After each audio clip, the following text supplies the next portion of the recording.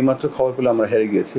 So এই ম্যাচে আমি যেহেতু দেখিনি, আমি এই ব্যাপারে কমেন্ট করতে পারবো না। আর আমরা একটা ব্যাপার ক্লিয়ার করতে চাই যে আমি বোর্ডের সভাপতি, আমার কিন্তু বাংলাদেশ টিমের যে পারফরমেন্স বা চুলচেরা বিশ্লেষণ করা আমার কাজ না। সেখানে ক্রিকেট অপারেশন ডিপার্টমেন্ট আছে, সেখানে কোচ, ম্যানেজার, সিলেক্টার্স আছে, তাদের এটা কাজ। তারা যদি কখনো মনে করে যে আমাকে তারা কাজে লাগাতে চায় বা কিছু জানাতে চায়, অবশ্যই সেই ব্যাপারে আমি হেল্প করবো। বাট এই ব্যাপারে আমি কোনো মন্তব্য করতে চাচ্ছি না। শেষ প্রশ্ন, একেবারেই শেষ প্রশ্ন, যদি আপনি এটা উত্তর দিতে চান। শান্ত ক্যাপ্টেন্সি ছেড়ে দিয়েছেন, মানে এখন তো যেটা হয় যে বোর্ড প্রেসিডেন্টের দোষ হয়ে যায়। আসলে কি এইসব ক্ষেত্রে বোর্ড প্রেসিডেন্টের কোনো বলার থাকে কিনা বা সিদ্ধান্ত নেওয়ার থাকে কিনা? না, এখানে বোর্ড প্রেসিডেন্ট আছে one of the directors actually. So এখানে বোর্ড প্রেসিডেন্ট এককভাবে কোনো সিদ্ধান্ত নেওয়া হয় না। যাই সিদ্ধান্তই নেওয়া হয় সেটা বোর্ডের একক সিদ্ধান্ত এবং নীতিগত সিদ্ধান্ত। আমার মনে হয় যে প্রথম কোনো সভাপতি রংপুরে এলেন এবং মাঠ ঘুরে দেখলেন, স্টেডিয়াম ঘুরে দেখলেন। রংপুরের অবকাঠামো এখন পর্যন্ত আপনার কাছে কোন অবস্থায় আছে বলে মনে হচ্ছে? দেখেন, আমরা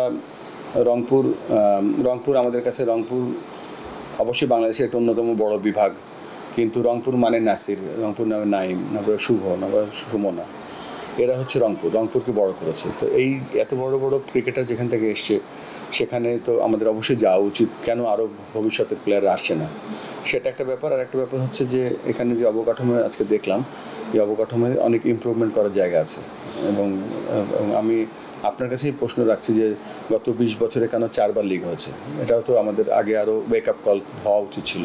খেলোয়াড়রা নিজেরা লিগ চালাচ্ছে এখানে। সো আমার কাছে মনে হয় যে সব কিছু মিলিয়ে এখানে আমাদের প্রতিশ্রুতি দিয়ে যাচ্ছি যে আমরা এখানে আমাদের মতো চেষ্টা করব কীভাবে ক্রিকেট গ্রো করা যায়। তবে সব মোস্ট ইম্পর্টেন্টলি আমার কাছে খুব পোটেনশিয়াল একটা বিভাগ বলে মনে হচ্ছে।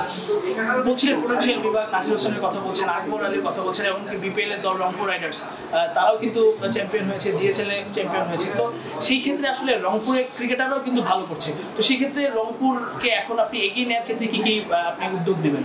আপাতত আজকে আমাদের সাথে অনেক আলোচনা হয়েছে এবং সবচেয়ে বড় কথা যে এই আলোচনাগুলো বা এই ফিল্ডটা ঢাকায় বসে হতো না। এখানে আসার পরে অনেক কিছু জানতে পেরেছি। প্রধান যে ব্যাপারটা আমার কাছে মনে হচ্ছে যে রংপুরের ক্রিকেটাররা এবং রংপুরের জেলা ক্রীড়া সংস্থা যারা আছে তারা কাজ করতে চায়। তাদের কিছু ডিরেকশনের দরকার হয়। ক্রিকেট বোর্ডেরও কিছু দায়িত্ব আছে এখানে, কীভাবে আরও ফেসিলিটি দিয়ে, কীভাবে coach development program, umpire development program দিয়ে আরও এনরিচ করা যায় এই বিভাগটাকে। তো আমার কাছে মনে হচ্ছে হিউজ পোটেনশিয়াল একটা জায়গা এখানে। তবে সবথেকে ভালো লেগেছে যে ইয়াং জেনারেশনরা যেভাবে কাজ করছে, এটা একটা বড় স্ট্রেংথ রংপুরের জন্য। ওয়ালটন আবারও মিলিয়নিয়ার অফারে ওয়ালটন ফ্রিজ কিনে আপনিও হয়ে যেতে পারেন মিলিয়নিয়ার। রংপুরে আসলে আপনি রংপুরের যারা ক্রিকেটার রয়েছেন, রানিং এবং সাবেক ক্রিকেটার, তাদের সঙ্গে বসেছেন এবং তাদের একটা দাবি দেওয়া ছিল যে একটা এইচপি কোচ যাতে প্রতি বিভাগে থাকে। তো সেই ব্যাপারটা নিয়ে যদি একটু আপনার পদক্ষেপ। আমরা যে এই 25 বছরের ক্রিকেটের যে সেলিব্রেশন করছি, এর সাথে সাথে আমরা ক্রিকেটের ডিসেন্ট্রালাইজেশনের প্রোগ্রাম করছি। এবং এই আরেকটা কারণ হচ্ছে যে আমরা বিভিন্ন বিভাগে ঘুরে বেড়াচ্ছি। যেমন আজকে মনে হলো আমাদেরকে যে আমাদের যে বিভাগীয় কোচ আছে বা জেলার কোচ আছে, সাথে সাথে আমরা কীভাবে আমাদের যে আমরা চার্টার করেছি ট্রিপল সেঞ্চুরি, ওর মধ্যে একটা প্রোগ্রাম হচ্ছে হাই পারফরমেন্স ফর অল। এবং হাই পারফরমেন্স ফর অলে আমাদের কাছে মনে হচ্ছে যে, এবং এখানে রংপুর থেকেও চাহিদা এসছে যে কীভাবে রিজনগুলোতে আরও ভালো করার জন্য এইচপি কোচ বা উন্নত মানের কোচ আমরা এখানে রাখতে পারি, যারা শুধু ট্যালেন্ট ডেভেলপমেন্ট করবে না, ট্যালেন্টকে আরও প্রসেস করবে। এখানে আসলে একটা দাবি ছিল যে মাঠ সংস্কার এবং একই সঙ্গে একটা প্র্যাকটিস গ্রাউন্ড, সেটা আসলে আপনি নিশ্চয়ই গুরুত্ব দিয়ে দেখবেন। আমার সাথে এটা আমি অলরেডি আমাদের গ্রাউন্ডস কমিটির যিনি চেয়ারম্যান তার সাথে কথা বলেছি, এখান থেকেই কথা বলেছি, রংপুর থেকেই কথা বলেছি। এবং এটা আমাদের একটা বড় প্রায়োরিটি। আমাদের এখানে আরও কিছু সংস্থা আছে, সবাই মিলে একসাথে কাজটা করব এবং এটা হাই প্রায়োরিটি আমাদের জন্য। রংপুরের সাধারণ মানুষের একটা দাবি যে তারা ইন্টারন্যাশনাল ম্যাচ রংপুরে দেখতে চায়, মানে এটা আসলে বাস্তবতাটা কতটুকু? ইন্টারন্যাশনাল ম্যাচ হওয়ার জন্য বেশ কিছু ক্রাইটেরিয়া আছে, যেমন হোটেল, আবাসন একটা বড় ব্যাপার আছে। আপনাদের সুবিধা আছে, এখানে ইন্টারন্যাশনাল এয়ারপোর্ট আছে, অনেক সুবিধা আছে এবং অনেক জায়গায় ইমপ্রুভমেন্ট এরিয়া আছে। তো সেটা আরও ভালো বলতে পারো যখন আমরা চেক লিস্টটা দেখতে পাবো। রংপুরে এসে কেমন লাগলো এবং রংপুরবাসীর উদ্দেশ্যে যদি আপনি বলতে চান, মানে আমি একটু লক্ষ্য করছিলাম যে রংপুরবাসী খুব এক্সাইটেড ছিল যে আপনি আসবেন, প্রথম টেস্ট সেঞ্চুরিয়ান আপনি, তারপরে এখন বোর্ড প্রেসিডেন্ট আপনি আসবেন, সেটা নিয়ে রংপুরবাসী আসলে অনেক বেশি উচ্ছ্বসিত ছিল।